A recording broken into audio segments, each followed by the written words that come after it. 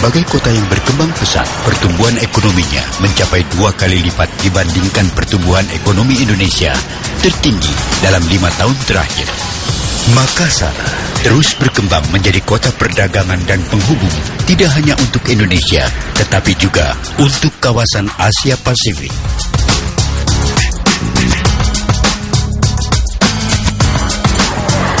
Makassar, ibu kota Sulawesi Selatan, disebut sebagai kota dengan kehidupan nelayannya yang kental, bahkan dikenal dengan kota maritim utama di Indonesia Timur pada abad ke-16 hingga 17 Masehi.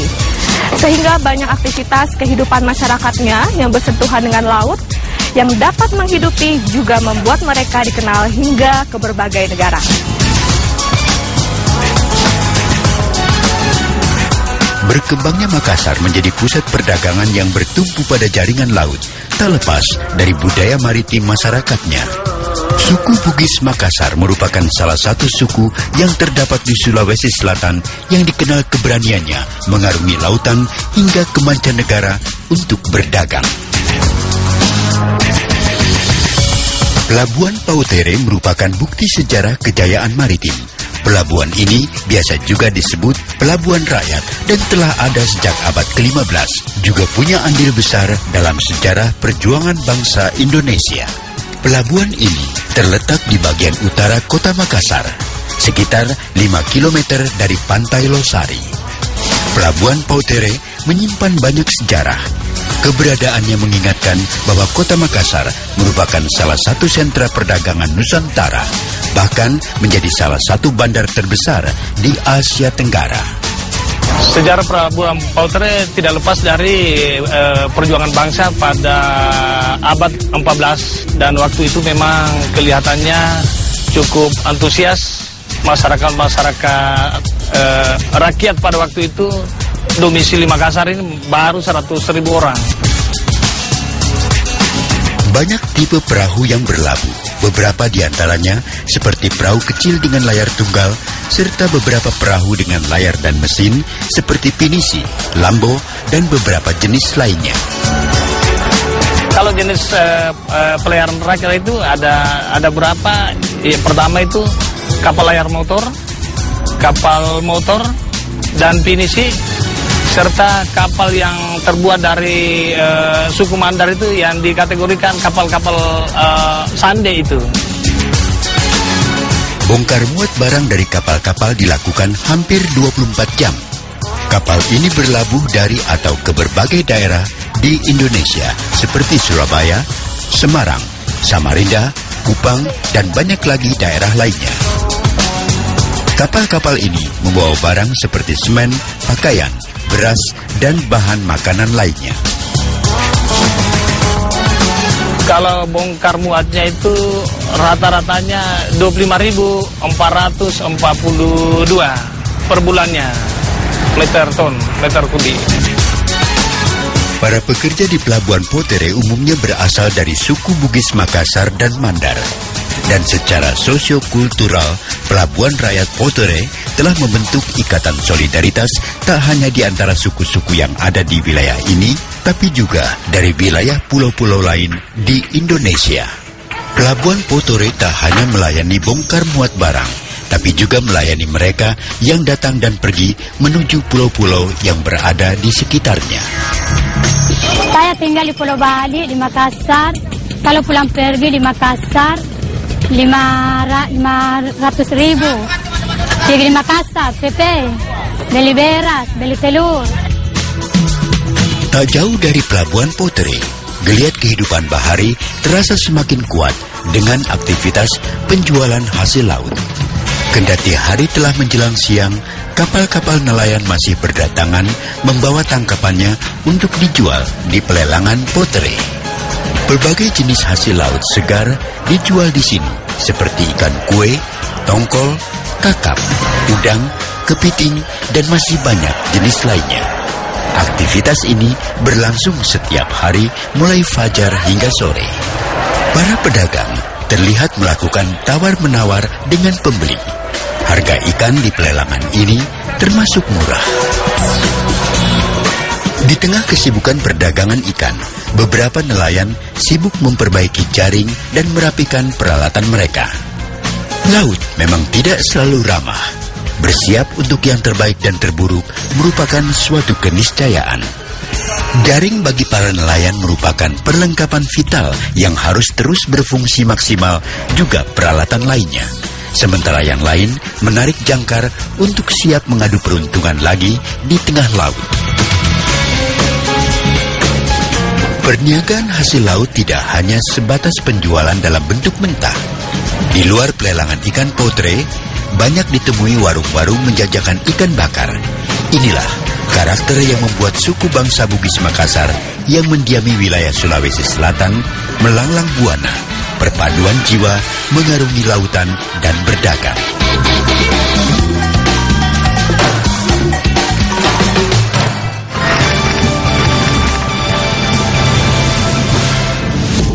Aja lagi.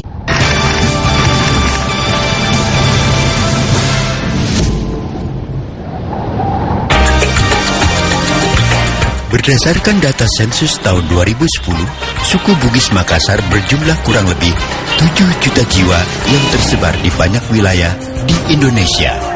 Dan itu merupakan bukti perantauan mereka sejak dahulu. Mereka tidak hanya menguasai perairan di wilayah Nusantara, tetapi sejak beberapa abad lalu juga melanglang buana hingga jauh ke negeri seberang seperti Singapura, Malaysia, dan banyak lagi lainnya. Bahkan, banyak mereka menjadi warga negara dan punya pengaruh besar di wilayah tersebut. Di Australia itu mereka berbaur dengan aborigin, bahkan ada yang kawin-mawin dan beranak pinak di sana. Itu sebagai bukti sejarah bahwa Makassar itu berlayar sampai ke sana, ke Filipina, ke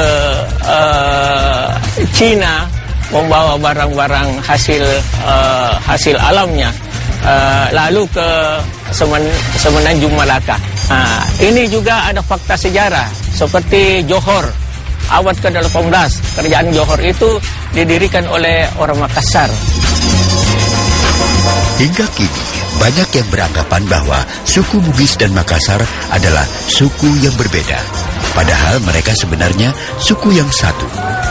Kaum penjajahlah yang membuat seolah mereka berbeda untuk pelemahan.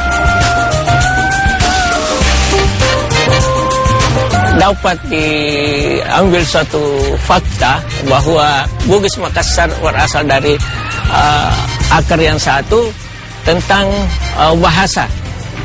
Bahasanya itu ada sampai 70% mempunyai akar kata yang sama atau kosakata yang sama. Kecintaan masyarakat Bugis Makassar terhadap laut telah mendarah daging dan terus bertahan hingga kini. Kecintaan mereka dapat dilihat dengan bertahannya beberapa jenis perahu kayu yang hingga kini masih digunakan sebagai sarana utama mengarungi laut dan samudra. Dan hal ini sudah dikenal oleh masyarakat dunia. Di samping persentuhan Makassar sebagai poros perdagangan dengan bangsa asing, juga potensi alamnya yang melimpah dapat dilihat dengan salah satu peninggalan yang masih berdiri kokoh, seperti Benteng Rotterdam. Fort Rotterdam merupakan benteng peninggalan kerajaan Goa yang dibangun tahun 1545, lokasinya tepat berada di pinggir pantai sebelah barat kota Makassar. Benteng ini awal mulanya dibangun oleh ayahanda Sultan Hasanuddin, yakni Sultan Malik Usaid, Raja Goa ke-15 dengan menggunakan batu bata. Benteng itu kemudian dirombak hingga bentuknya menyerupai benteng-benteng di Eropa pada abad pertengahan, seperti yang terlihat saat ini. Hal ini membuktikan bahwa interaksi Bugis Makassar dengan dunia luar telah terjadi sejak berabad lalu, dan perahu sebagai salah satu sarana interaksi memungkinkan semua ini berlangsung hingga kini. Di masa lampau, banyak negara membuat perahu besar dari kayu, misalnya Eropa, Jepang, Cina, dan Amerika.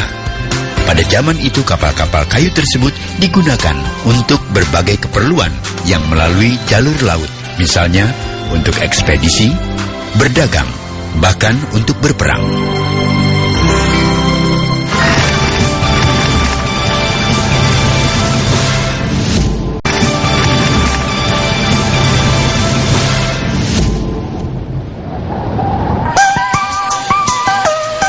Indonesia sebagai negara bahari juga memiliki budaya dan tradisi dalam membuat perahu untuk mengarungi wilayah lautnya yang luas, bahkan hingga ke banyak negara. Banyak jenis perahu yang dibuat dan salah satu yang begitu dikenal hingga kini yaitu pinisi. Sentra pembuatan perahu pinisi berada di Kabupaten Bulukumba, Sulawesi Selatan. Letaknya kira-kira 100 km dari Makassar. Keahlian membuat perahu ini dimiliki oleh suku-suku di Sulawesi yang tinggal di daerah pesisir, yaitu suku Bugis Makassar. Di pesisir pantai inilah masih banyak dijumpai tangan-tangan ahli pembuat perahu kayu pinisi yang memiliki aturan dan ketentuan tertentu. Yang dipakai angkutan barang dalam negeri sekarang itu hanya kapal-kapal atau perahu-perahu bertiang satu. Nah, kalau menurut saya itu bukan pinisi. Yang pinisi itu hanya yang 2 tiang 7 layar.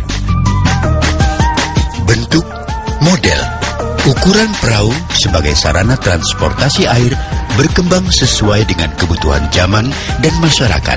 Begitulah proses terciptanya perahu pinisi. Bahwa perahu pinisi itu sebenarnya adalah satu jenis perahu, satu tipe perahu yang muncul kemudian sebelum perahu-perahu sebelumnya. Jadi perahu pinisi itu adalah tercipta dari model-model perahu sebelumnya. Nah, itu berdasarkan kebutuhan konsumen. Untuk membuat sebuah pinisi dibutuhkan bahan baku kayu yang bermutu tinggi seperti kayu besi, kayu kandole atau kayu punaga, dan kayu jati. Daya tahan kayu-kayu ini sudah diuji di laboratorium Belanda. Pembuatan perahu pinisi merupakan industri rakyat yang ditekuni masyarakat pembuatnya sejak lama. Keahlian membuat perahu ini diwariskan secara turun-temurun tanpa bahan tertulis. Walaupun jumlah pinisi tidak banyak lagi mengarungi Indonesia seperti tahun 1950 sampai 1970, namun industri rakyat pembuatan pinisi di Bulukumba tetap bertahan. Di antara tahun 1950-an sampai tahun 70-an itu ada perkiranya ada sekitar 1000-an perahu pinisi beroperasi di seluruh Indonesia, dan itu adalah merupakan puncak kejayaan pinisi. Sistem dan ketentuan dalam ukuran dan jumlah bahan untuk pembuatan pinisi memiliki aturan tertentu. Begitupun teknik pemasangan setiap komponennya. Sebagai pemilik ini memang ada hak untuk menentukan kapal saya kasih begini, modelnya kasih begini. Tapi itu ada ukuran pokok bahwa kapal pinisi tidak boleh, harus ada proporsional betul ukurannya. Jangan sampai kepanjangan atau jangan sampai terlalu lebar. Jadi sekarang itu rata-rata misalnya panjang dengan lebar itu berukuran kira-kira 1:4 begitu. Harga satu perahu pinisi bervariasi dan ada yang mencapai angka miliaran rupiah sesuai dengan tonase yang dipesan. Kalau yang baru-baru ini saya jual itu kurang besi 5,7 miliar. Konsumen ini dia beli 1 miliar ini dengan keadaan begini. Jadi di atasnya itu dia yang melanjutkan. Suku Bugis Makassar terkenal ahli kelautan sejak berabad lalu. Mereka berlayar ke berbagai belahan bumi lain hanya dengan mengandalkan ilmu navigasi alam. Kalau dulu navigasinya itu masih navigasi tradisional. Sebab para pelaut itu adalah pengetahuan tradisional, hanya mempelajari gerak air, cuaca. Nah, mereka sudah tahu bahwa kira-kira jam sekian akan datang angin kencang. Nah, atau dia lihat dengan teriak-teriak air bahwa sebentar jam sekian kira-kira datang ombak. Jadi itu sudah ada antisipasi sebelumnya. Pinisi tidak hanya dilihat dari sosoknya semata, tapi juga merupakan karya budaya yang telah mencapai puncak kesempurnaan. Selain bentuknya yang artistik dengan ciri khas 2 tiang 7 layar, keberadaan pinisi banyak mengandung nilai dan simbol tertentu. Karena itu, saat proses pembuatan dan peluncuran selalu disertai dengan upacara ritual dan tata cara tertentu yang bersumber dari tradisi dan budaya masyarakat pembuatnya. Pinisi, sang perahu layar besar dengan 2 tiang dan 7 layar, hingga kini masih mengarungi laut dan samudra, terutama untuk keperluan wisata.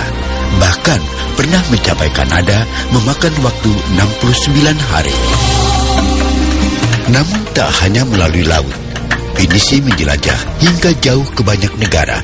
Bahkan tanpa melalui laut pun, banyak kapal pinisi dapat mencapai Eropa, Amerika, dan banyak lagi negara lain. Miniatur pinisi bukan hanya komoditas, tapi juga merupakan karya seni masyarakat Bulukumba. Masyarakat menggeluti cenderamata ini sebagai salah satu sumber pendapatan mereka. Sebagai salah satu karya budaya yang telah mengalami puncak perkembangan, pinisi tak hanya menjadi kebanggaan masyarakat pembuatnya, tapi juga menjadi kebanggaan nasional.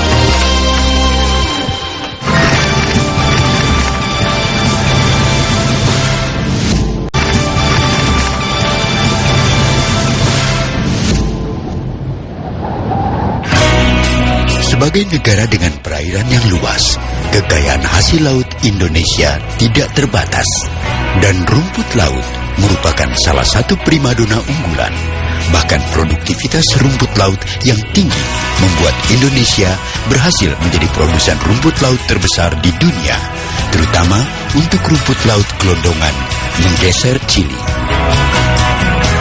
Indonesia menuju poros maritim dunia terlihat jelas di sektor rumput laut ini.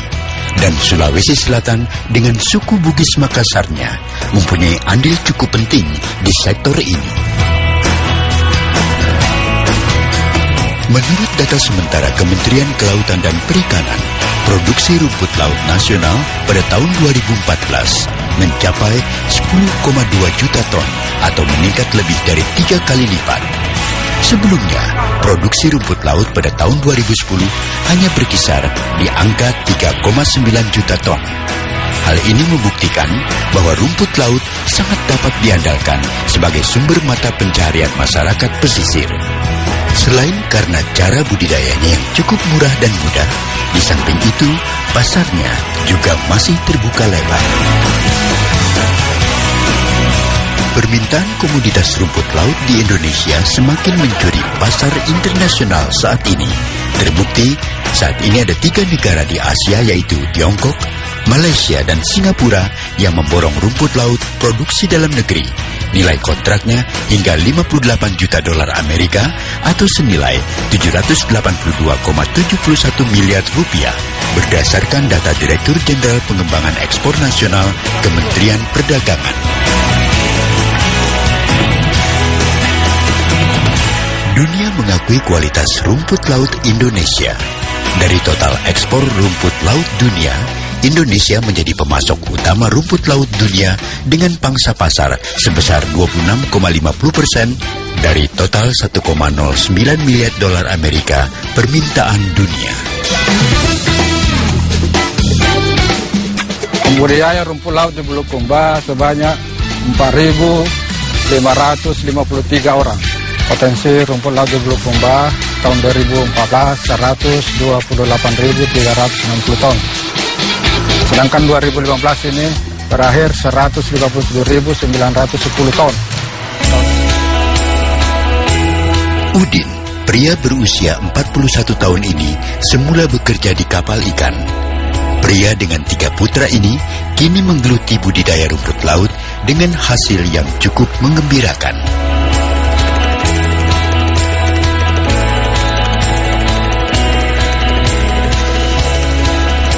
Udin dengan 500 bentangan rumput laut yang dia miliki, setiap hari harus merawat rumput lautnya agar tumbuh sehat dan menghasilkan panen yang berlimpah. Waktu panen pun tidak lama, antara 30 hingga 45 hari. Udin sudah dapat menikmati hasilnya. Dengan jerih payahnya, Udin kini dapat menyisihkan penghasilannya dalam bentuk tabungan yang semula tidak terpikirkan olehnya.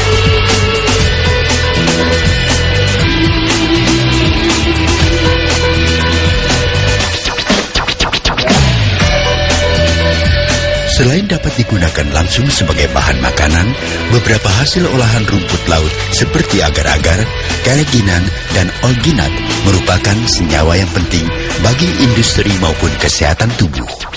Di Bulukumba, produk olahan rumput laut terus dikembangkan, walaupun hanya baru beberapa produk olahan yang dihasilkan dari rumput laut ini. Rumput laut sebenarnya banyak kegunaannya. Dan gizinya cukup lumayan untuk manusia. Selain dengan digunakan untuk manusia, digunakan juga untuk ternak pakan. Jadi yang kami gunakan sekarang adalah kotoni SMA kotoni. Jadi itu kita gunakan untuk permen rumput laut. Selainnya itu bisa dibuat hand body, lulur. Iya, banyak kegunaannya. Rumput laut dapat diolah untuk menghasilkan ratusan jenis produk. Namun untuk dapat mengolah rumput laut menjadi produk bernilai tambah, dibutuhkan keterlibatan banyak pihak, kreativitas, dan inovasi. Banyak penelitian yang membuktikan bahwa rumput laut adalah bahan pangan berkhasiat. Berkhasiat sebagai anti kanker, antioksidan, mencegah penyakit kardiovaskular, sebagai makanan diet, bahan kosmetik, dan masih banyak lainnya.